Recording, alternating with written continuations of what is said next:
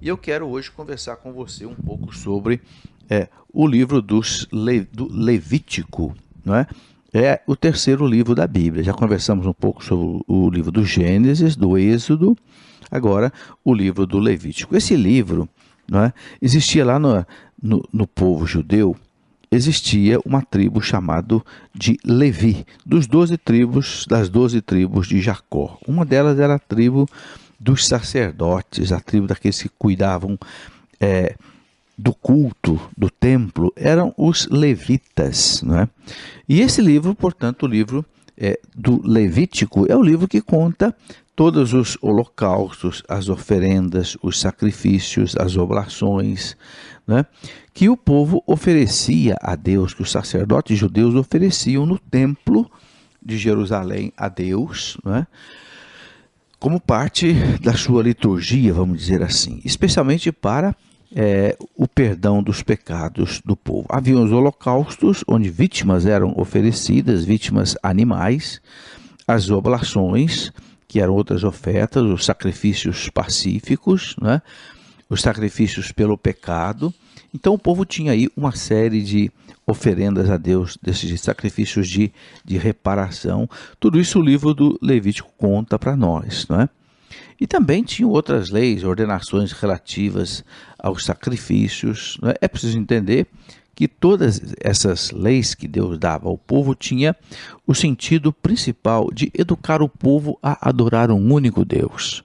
Eu já expliquei aqui, eu repito que o povo de Deus saiu do Egito, de uma terra de povos pagãos, onde se adoravam muitos deuses, não é?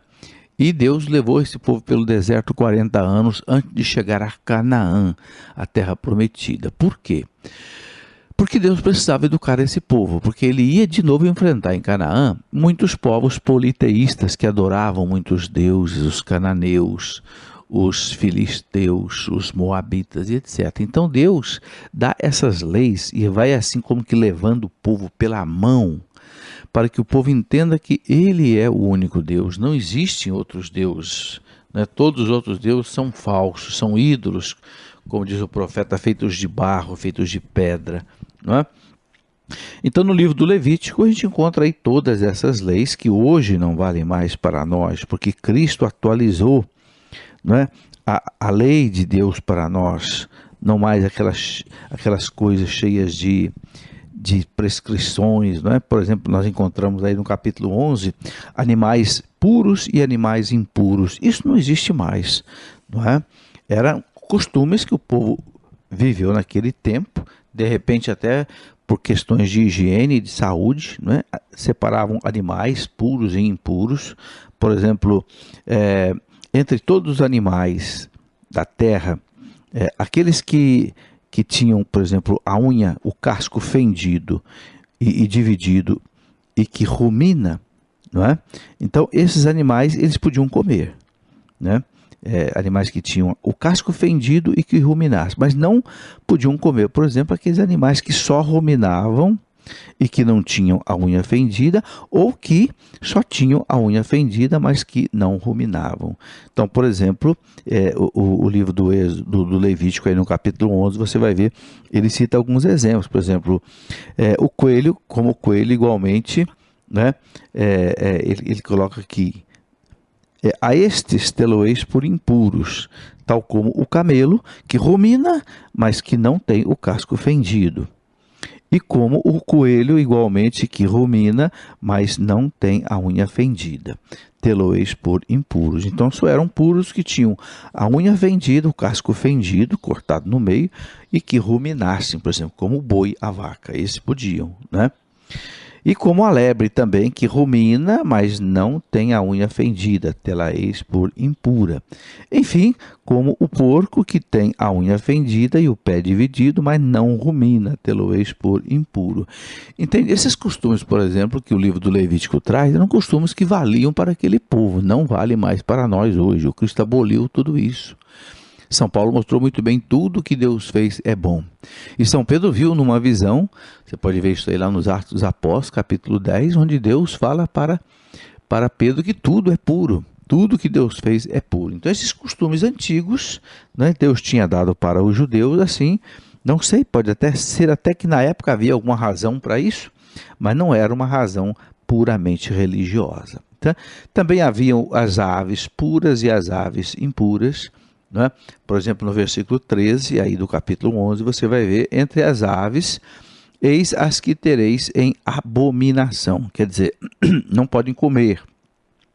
E de cuja carne não comereis, porque são uma abominação. A águia, o falcão, o abutre, né? Toda espécie de corvo, o avestruz, a andorinha, a gaivota e toda espécie de gavião, o mocho, a coruja, o íbis, o cisne, o pelicano, o abutre, a cegonha, toda a variedade de garça, a polpa e o morcego. Então eles consideravam esses animais impuros.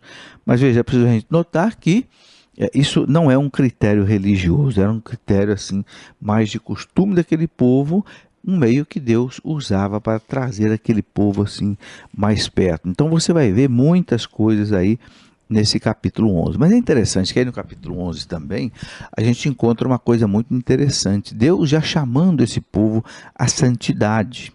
Essa questão de animais puros e impuros já era Deus conduzindo ao povo a buscar a pureza, a buscar a santidade, dentro daquela mentalidade daquele povo daquela época, onde a moral não era aperfeiçoada como hoje, como a moral do Novo Testamento, a moral que Jesus trouxe. Não é? Você encontra, por exemplo, em Levíticos 11:44, Deus dizendo para eles assim, olha, pois eu sou o Senhor vosso Deus, vós vos santificareis e sereis santos, porque eu sou santo. Não vos contaminareis com esses animais que se arrastam sobre a terra. Entende? Animais que Deus disse a eles que eram animais impuros. Ele diz lá no versículo 43, por exemplo, não é? Não vos torneis abomináveis comendo um desses répteis, e não vos façais impuros por eles, porque vos tornareis imundos. Então, o conceito de santidade para eles era um conceito assim mais encarnado, era coisa assim mais prática, mais objetiva, de comer ou não comer animais impuros, mas Deus já vai mostrando que ele quer esse povo santo, quer esse povo como Deus. Interessante essa chamada. A gente vai ver lá São Pedro, na primeira carta dele, no capítulo 1, versículo 15, São Pedro vai dizer lá, a exemplo da santidade daquele que vos chamou, sede também vós santos, porque está escrito, eu sou santo. Entende? Então, São Pedro já liga a chamada santidade no Novo Testamento com esse anúncio de santidade aqui, né, no Antigo Testamento. É muito interessante. Outra coisa que a gente vê de interessante no capítulo 12 é aquela lei da circuncisão. Jesus foi circuncidado ao 8º dia. Então aqui no versículo 3 do capítulo 12, né, no 8º dia far-se-á a circuncisão do menino. E um pouquinho antes, no versículo 2, diz, quando uma mulher der à luz um menino, será impura durante 7 dias, como nos dias de sua menstruação. No 8º dia, far-se-á a circuncisão do menino.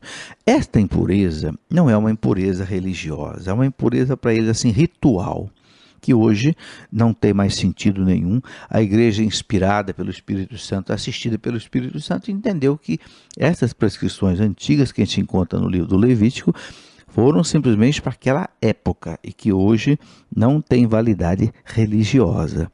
Não é? Depois a gente encontra aí muitas outras leis, por exemplo, capítulo 13, leis sobre a lepra, porque a lepra era muito comum. Então até isso Deus vai regulando o povo, como é que era o leproso devia ser conduzido, como é que era a purificação dos leprosos, você encontra aí no capítulo 14, depois fala das impurezas humanas, do dia das expiações, dos pecados, né? Enfim, tudo isso eram costumes que Deus foi dando para aquele povo, para que aquele povo o obedecesse, né? Vai marcando os lugares de sacrifício. Interessante, o capítulo 18 fala da santidade do casamento, né? Olha aí, já lá na antiguidade, né? O Senhor disse a Moisés, dize aos israelitas o seguinte, eu sou o Senhor vosso Deus, não procedereis conforme os costumes do Egito, dos pagãos, né? Onde habitastes, ou de Canaã, aonde vos conduzi, não seguireis seus costumes, praticareis meus preceitos e observareis minhas leis, e a elas obedecereis. Eu sou o Senhor vosso Deus. Observareis os meus preceitos e a minha lei. O homem que os observar viverá por eles. Eu sou o Senhor vosso Deus. Então, aqui uma série de leis com relação à família, o casamento, a santidade, o sexo, não é? Tudo isso é importante. E aí a gente encontra coisas muito interessantes. Por exemplo, já encontra aí, você vai ver, por exemplo, em Levítico 18, versículo 22, você já encontra aí uma condenação ao homossexualismo. Que no capítulo 18, quando... repare que esse capítulo tem o título Santidade do Casamento. Não é? E ele diz aqui, por exemplo, no versículo 22, não é? Não te deitarás com um homem como se fosse uma mulher. Isto é uma abominação. Veja, uma reprovação pesada ao homossexualismo. Não é? Não te deitarás com um homem como se fosse uma mulher, porque isto é uma abominação. Isso é uma coisa terrível. Lamentavelmente, a gente vê hoje, né, gente querendo aprovar o casamento de homossexuais. O Catecismo da Igreja Católica, no parágrafo 2535, o Catecismo da Igreja Católica chama a prática homossexual de depravação grave. Usa uma palavra pesadíssima, depravação grave. Então, como é que a gente pode querer aprovar aí o homossexualismo? Não tem condição, não é? A gente vê aí parlamentos, congressos querendo aprovar o casamento homossexual. Isso é uma ofensa gravíssima a Deus, não é? Deus fez o homem, Deus fez a mulher. Deus disse: o homem deixa seu pai, a sua mãe, deixa a sua casa, se une à sua mulher e sereis uma só carne. Deus disse: o homem deixa seu pai e a sua mãe e se une à sua mulher. Né? Então, o parágrafo 2357 do Catecismo da Igreja fala bem claro, chama de depravações graves. Né? A gente, então, já encontra essa condenação aí do homossexualismo desde lá do livro do Levítico. E eu quero dizer aqui o seguinte: a igreja ama os seus filhos que têm a tendência homossexual. Ter a tendência homossexual não é pecado. O pecado o que é? É praticar a homossexualidade, viver atos homossexuais com outra pessoa, um homem com um homem, uma mulher com uma mulher. Isso é que a igreja já chama de depravação grave e que não pode aceitar de jeito nenhum e que nós temos que combater. Temos que combater, não é? Porque é contra a lei de Deus.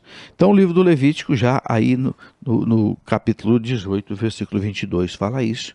Depois no capítulo 19 a gente vê aí uma série de leis que ele chama de leis morais. Por exemplo, sede santos porque eu, o Senhor vosso Deus, sou santo. Olha aí, repete o chamado à santidade. Cada um de vós respeite a sua mãe e o seu pai e guarde os seus sábados, não é? Os mandamentos. Eu sou o Senhor vosso Deus, não vos volteis para os ídolos e não façais para vós deuses de metal fundido. Então Deus não quer que faça imagem de deuses. Nós podemos fazer imagem dos santos, da Virgem Maria, de Jesus, porque não são deuses. E Jesus é Deus, então Jesus você pode fazer mesmo. Mas quando nós fazemos imagem dos santos, nós fazemos para venerar, não para adorar, não é? Não vos volteis para os ídolos e não façais para vós deuses de metal fundido. Eu sou o Senhor vosso Deus, não é?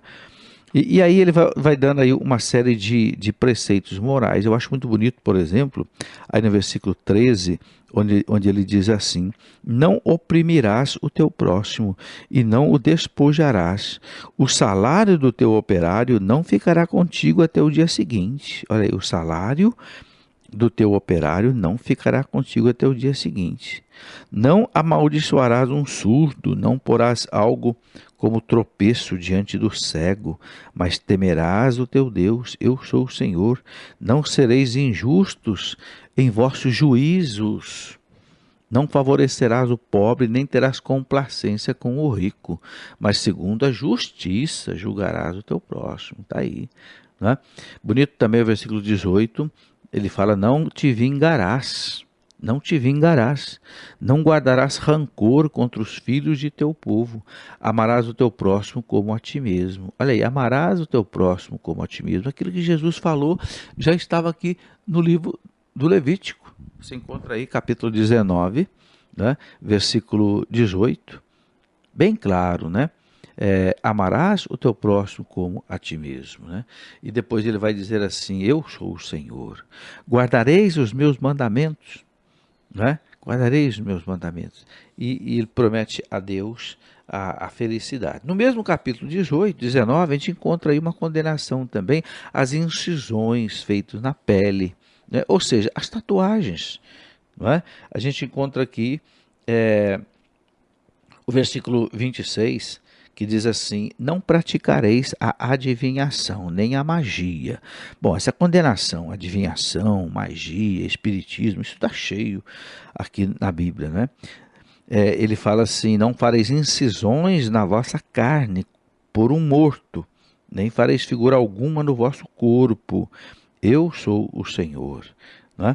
Então, veja, capítulo 19 do Levítico, versículo 27, condena aí fazer incisões no corpo por um morto. O que é isso? Isso aí era um ritual que eles faziam. Uma pessoa morria, um antepassado morria, para cultuar o antepassado, eles faziam um sinal do antepassado no corpo, na pele, uma tatuagem. Né? Deus proibia o povo de fazer isso. E hoje também, não só a igreja não quer que faça isso, porque o nosso corpo é templo do Espírito Santo, mas também a própria medicina condena a tatuagem. Por quê? Marca o corpo, algo que não sai depois. Para você tirar isso só com tratamento caro, doloroso, à base de raio laser, né? E prejudica, né, a pele. Aproveito para dizer também que os médicos, né, dermatologistas não gostam também que se use o piercing. O piercing, esses anéisinhos que colocam no umbigo, coloca no lábio, coloca no nariz, porque isso pode ter efeitos colaterais, efeitos secundários que a pessoa nem sabe. Eu me lembro de um caso que eu li de uma revista médica que um rapaz começou a cair os seus cabelos porque ele tinha colocado um piercing na língua. Ele não sabia porque, de repente, o cabelo começou a cair. Então, há implicações que a gente até de ordem médica que a gente não sabe. Bem, então aí o livro do Levítico coloca isso bem claro. E a gente encontra aqui, né, uma condenação também muito séria a questão da prostituição, do espiritismo. Eu vejo aqui, por exemplo, né, o versículo 29, eu estou no capítulo 19, que diz assim: não prostituas tua filha, para que a terra não se entregue à prostituição e não se encha de crimes. Veja, um não à prostituição. Olha, hoje, infelizmente, um dia eu entrei no site do Ministério do Trabalho e eu encontrei ali uma cartilha ensinando como é que a moça pode ter como profissão a prostituta, a prostituição, ensinando como é que se vive a prostituição, como é que se conquista os homens na rua, como é que se deve vestir, como é que se deve proteger. Olha, um absurdo. Fazer da prostituição uma profissão e ainda ensinar, o governo ainda ensinar as mulheres como fazer isso, meu Deus do céu, isso é uma abominação. Isso é uma depravação, não é? Então eu vejo aqui que já no Antigo Testamento, aqui no livro do Levítico, não prostituas tua filha, para que a terra não se entregue à prostituição e não se encha de crimes, porque a prostituição gera outros crimes, outros vícios, não é? E encontramos também uma condenação ao espiritismo, do versículo 31 do capítulo 19, não vos dirijais aos espíritas, nem aos adivinhos, não os consulteis para que não sejais contaminados por eles, eu sou o Senhor vosso Deus. Está aí. Não vos dirijais aos espíritas, nem aos adivinhos, pessoal que fica lendo mão, né?